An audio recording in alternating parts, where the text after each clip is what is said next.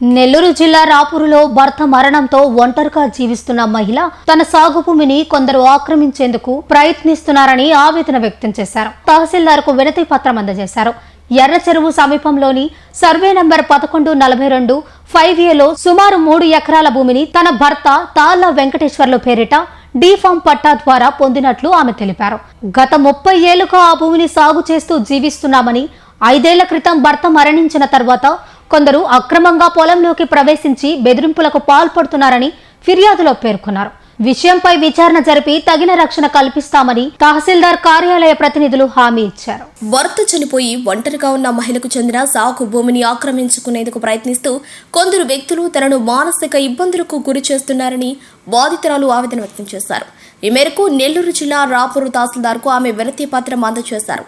వివరాల్లోకి వెళ్తే నెల్లూరు జిల్లా రాపూరు గ్రామ పంచాయతీ పరిధిలోని ఎర్ర చెరువు పక్కన సర్వే నెంబర్ 1142-5Aలో సుమారు 3 ఎకరాల భూమిని తన భర్త తాళ్ల వెంకటేశ్వర్లు పేరిట ప్రభుత్వం నుంచి డీఫామ్ పట్టా పొంది ఉన్నట్లు బాధితురాలు తెలిపారు. గత 30 ఏళ్లుగా ఆ భూమిని సాగు చేసుకుంటూ జీవనం సాగిస్తున్నామని ఆమె పేర్కొన్నారు. గతంలో తెలుగు గంగా ప్రాజెక్టు నిమిత్తం కొంత భూమిని ప్రభుత్వం సేకరించగా మిగిలిన భూమిని తానే సాగు చేస్తున్నట్లు వివరించారు. 5 సంవత్సరాల క్రితం తన భర్త మరణించారని, అప్పటి నుండి తాను ఒంటరిగా ఆ భూమిపై ఆధారపడి జీవిస్తున్నారని బాధితురాలు తెలిపారు. అయితే ఈ క్రమంలో రాపూర్కు చెందిన కొందరు కలిసి తన పొలంలోకి అక్రమంగా ప్రవేశించి ఇది మాది అంటూ బెదిరింపులకు దిగుతున్నారని ఆమె ఫిర్యాదులో పేర్కొన్నారు. నా భర్త ఉన్నంత కాలం ఎవరూ రాలేదు.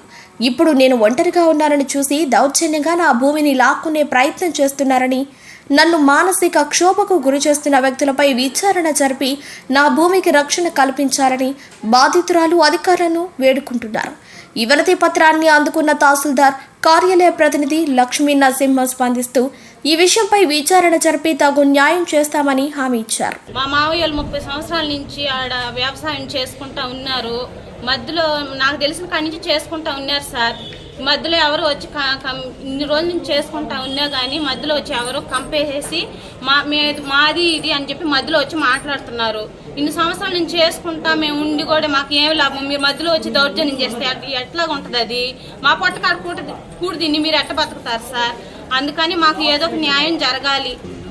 ఈ లోపల యానాదులు మాకు పనులు చేసుకుంటూ అటుకు వచ్చి ఈ పొలం మేము చేసుకొని మా బిడ్డలు మేము బతుకుతామన్నా మీ తోటగా ఆధారంగా ఉంటాం కదా అని చెప్పని దాంతో సరే చేసుకోనని వాళ్ళకి చెప్పాము. వాళ్ళకి చెప్పినాక వాళ్ళు బిడ్డ పాపలు అందరూ కలిసి మా పొలంలోనే గుడిసెలేసుకొని గడపాలతో తొమ్మి నాగదారి బిడలు ఈత కదువులు మొత్తం వాళ్ళు మనసులతోనే తీసి గుడిసెలేసుకొని 4 రోజులు తీర్చి ఒక్కొక్క వాగు వచ్చి 4 అడుగుల లోతుతో కోసేసిన చెరువు కలుదు నీళ్ళు పోయే వాగది. ఆ వాగుని వాళ్ళు వాటం చేసి సదరం చేసి 2 కార్లు 3 కార్లుగా వరిపెట్టి ఆ వరికి చెల్లో వచ్చిన ఓట నీళ్లతో సాలక బావల నీళ్లు మా బావల నీళ్లు వేయించుకొని పండించుకొని బిడ్డలు జీవించుకుంటున్నారు. అట్లా జీవించుకుంటూ వాళ్ళ ఆధీనంలోనే ఉన్నది 30 సంవత్సరాల నుంచి.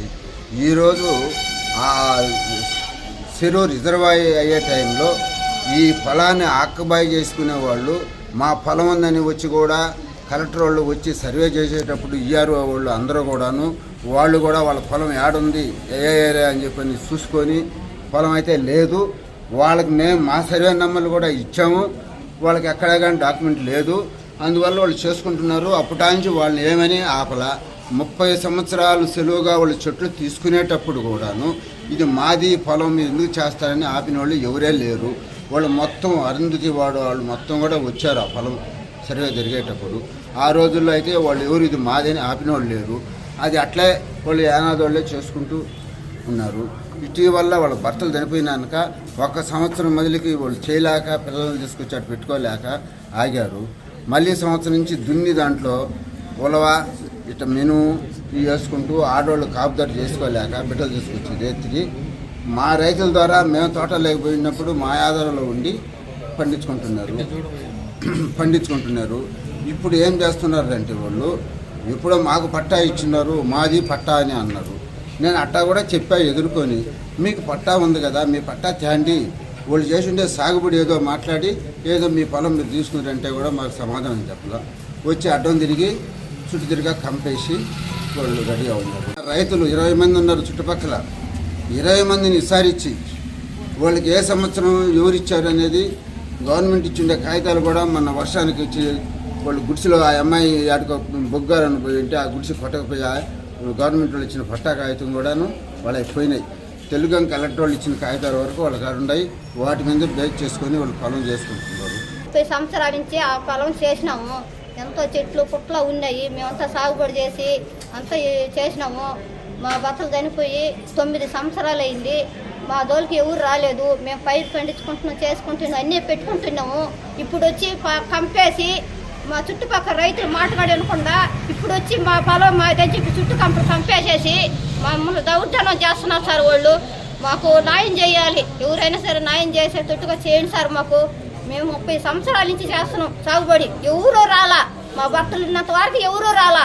ఇప్పుడు మా భర్తలు చనిపోయినాక వచ్చి మాది పొలము అని దౌర్జన్యం చేస్తున్నారు. చుట్టుపక్కల రైతులుండి వాళ్ళదేనని చెప్పినా కానీ వాళ్ళు కూడా నమ్మకుండా మా మీద దౌర్జన్యం చేసి కంపేస్తున్నారు సార్.